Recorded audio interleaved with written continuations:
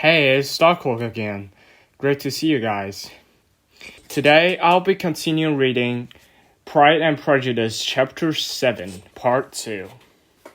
Well, my dear, said Mr. Bennet, when Elizabeth had read the notes aloud, if your daughter should have a danger fit or illness, if she should die, it would be a comfort to know that it was all in pursuit of Mr. Bingley and under your orders. Oh, I am not at all afraid of her dying. People do not die a little trifling colds. She will be taken good care of. As long as she stays there, it is all very well. I would go to see her if I could have the carriage. Elizabeth, feeling really anxious, was determined to go to her, thought the carriage was not to be had, and as she was no horsewoman, walking was her only alternative. She declared her resolution. "How can you be so silly?" cried her mother, "as to think of such a thing, in all that dirt. You will not be fit to be seen when you get there. I shall be very fit to see Jane, which is all I want." "Is this a hint to me, Lizzie?" said her father, "to send for the horses?" "No, indeed. I don't wish to avoid the walk.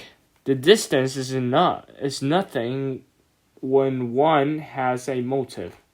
Only 3 miles. I shall be back by dinner." "I admire the activity of your benevolence," observed Mary. "But every impulse of feeling should be guided by reason, and in my opinion, exertion should always be in a proportion to what is required." "We will go as far as Merton with you," said Catherine and Lydia. Elizabeth accepted their company, and the 3 young ladies set out together.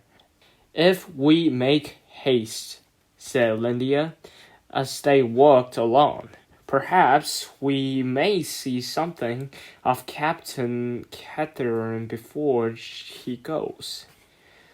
In Martleton they parted. The 2 youngest repaired to the lodgings of one of the officers' wives, and Elizabeth continued her walk alone, crossing field after field at a quick pace, jumping over stile and sprinting over puddles with impatient activity, and finding herself at last within view of the house, with weary ankles, dirty stockings, and a face glowing with the warmth of exercise, she was shown into the breakfast parlour, where all but Jane were assembled, and where her appearance created a great deal of surprise. That she should have walked 3 miles so earlier in the day, in such dirty weather, and by herself, was almost incredible to Mr. Hurst and Miss Bingley, and Elizabeth was convinced that they held her in contempt for it. She was received, however, very politely by them, and in their brother's manners there was something better than politeness. There was good humor and kindness. Mr. Darcy said very little, and Mr. Hurst nothing at all. The former was divided between admiration of the brilliancy which exercise had given to her complexion, and adapt as to the occasions, justifying her coming so far alone. The latter was thinking only of his breakfast. Her inquiries after her sister were not very favorably answered. Miss Bennet had slept ill and thought up, was very feverish, and not well enough to leave her room. Elizabeth was glad to be taken to her immediately, and Jane, who had only been withheld by the fear of giving alarm or inconvenience from expressing in her notes how much she longed for such a visit, was delighted at her entrance. She was not equal, however, to much conversation, and when Mrs. Bingley left them together, could attempt a little besides the expressions of gratitude for the extraordinary kindness she was treated with. Elizabeth silently attended her. When breakfast was over, they were joined by the sisters, and Elizabeth began to like them herself. When she saw how much affection and solicitude they showed for Jane, the apothecary came, and having examined his patient, said, as might be supposed, that she had caught a violent cold, and that they must endeavor to get the better of it. Advised her to return to bed, and promised her some draughts. That advice was followed readily, for the feverish symptoms increased, and her head ached acutely.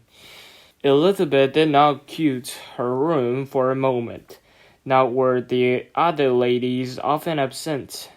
The gentlemen being out, they had in fact nothing to do elsewhere. When the clock struck the 3, Elizabeth felt that she must go, and very unwillingly said so.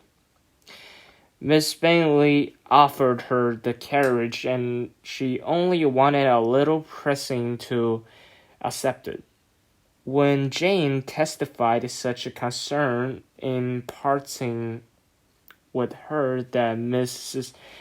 Bingley was obliged to convert the offer of the chaise into an invitation to remain at Netherfield for the present, Elizabeth most thankfully consented, and a servant was dispatched to Longbourn to acquaint the family with her stay, and bring back a supply of clothes.